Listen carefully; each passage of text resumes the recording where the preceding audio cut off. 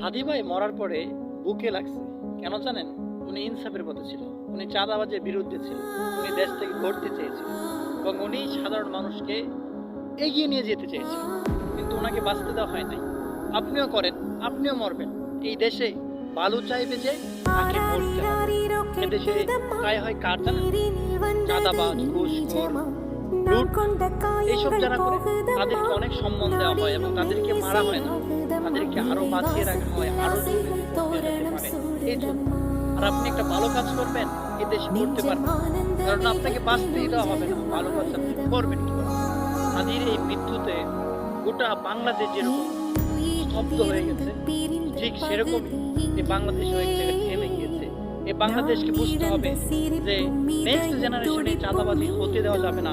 আমাদের দেশকে এগিয়ে নিয়ে যেতে হলে এসব বন্ধ করতে হবে, নাহলে দেশেই পড়ে থাকবে।